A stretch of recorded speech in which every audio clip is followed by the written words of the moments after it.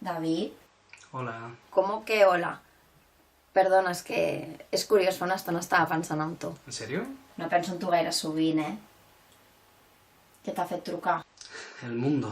Oh, este perro mundo. ¿Cómo te va la vida? Bien, disculpas que no esperaba que me llamases. Ha sido un impulso. ¿Y qué, aún dibujas? Todo lo que puedo. ¿Y tú? Sigo colaborando en el diario. Ahora hago viñetas sobre temas de actualidad. Ostras, muy bien. Pero no dejes de explorar tu mundo. Me encanta tu estilo. ¿Has votado ya? No sé por qué, pero sabía que me llamabas por eso. ¿Aún quieres convencerme? No. Pero me sigue importando lo que piensas. Pues no ha cambiado nada. He votat sí. Nació independent.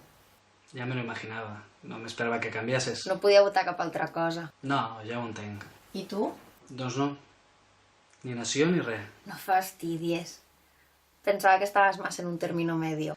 ¿Y eso qué significa? ¿Un estado federal? ¿Crees que solo va a votar alguien?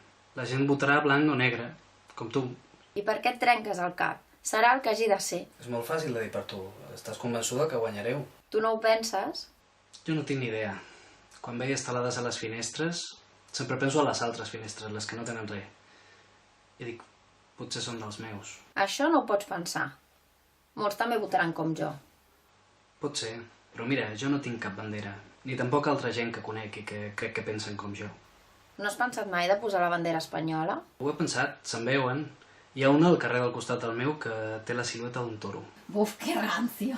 Ya te digo, asociando España con la tortura de animales no empezamos bien. Es que nosotros no vamos por ahí matando bichos ni tirando cabras de un campanario. Eso es propio de la Edad Media. Ya, si quitas 4 jubilados, aquí lo de los toros no cuaja. Hasta lo de los correbous parece que cada vez va menos. Mira, pues el otro día leí una crítica que me puso de los nervios. Decía que cómo podíamos criticar las corridas si nosotros con los castellers poníamos en peligro niños pequeños. No fotis, dona, això ho va dir algú seriosament? T'ho juro, deia que els toros viuen superbé, que només pateixen un cop a la vida. En canvi, els pollastres del Carrefour viuen tota la vida, engaviats per acabar plastificats. Dona, és un bon argument. Ja, però diuen que els castellers pugen nens petits i que cauen i es trenquen el coll. Això és tenir mala bava. Una enxaneta es fa mal si hi ha un accident, i això gairebé no passa. Clar, per això no pots comparar. Els castellers tenen un missatge preciós, que si treballem units podem fer qualsevol cosa, mentre que els toros van de matar animals. No va tampoc d'això. Què els defenses ara? No, es que el missatge es diferent. Es una prueba de hombría. Hay que tenerlos cuadrados para ponerse delante de un bicho que te puede matar. Los castells muestran el valor colectivo y las corridas el valor del individuo. Entonces para ti es lo mismo. Si dices que los toros viven mejor y el mensaje no te molesta, no sé dónde tienes tú el problema con los toros. El problema es el público, Ana. El hombre siempre ha matado animales para comer, pero en las corridas están 20 minutos pinchando a un toro para que la gente se divierta. A mí lo que más me molesta no es lo que sufre el toro, es que la gente se divierta viéndolo sufrir. ¿Qué dice eso del público? Veus que no ens entendrem mai amb Espanya?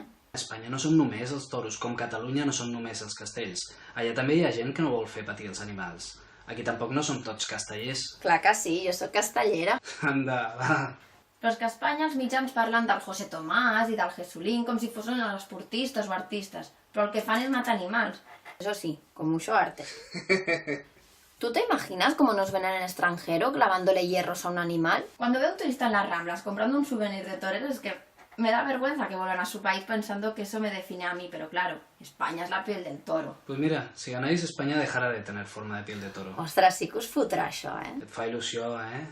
No, a veure, és que els espanyols són tan prepotents. Mira en Rajoy dient allò de la soberanía de España la deciden todos los españoles.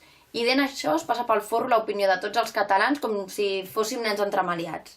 El govern de Madrid ens ha ningunesat des de sempre, mani qui mani. Van molt de xulos. Ja, que l'Artur Mas no va de sobrat, eh? Sempre amb aquest somriure... Bueno, sí, una miqueta sobradet, sí. I a més, que fa veure que parla per tots. I què vols que faci? Ell defensa la postura de la majoria. És una gran majoria, però no és l'única. Però és la més gran. Ja ho vas veure a les europees. Potser aquesta nit t'equivoques. David, un segon. Aquesta és una de les nostres converses llargues, oi? Fa tant que no parlem, penso que sí, que encara estem escalfant. Mira, no sé si te n'adones, però jo estic xopa de la tromba que ha caigut. No saps que hi ha una coseta que es diu paraigües? Molt graciós. He sortit a córrer abans d'anar a votar i m'ha agafat al carrer, que hi ha alguns que fem esport, no com tu. Què vols dir ara? Que tienes muy mala cara. Que tengo que ponerme algo seco o voy a pillar algo. Te llamo luego.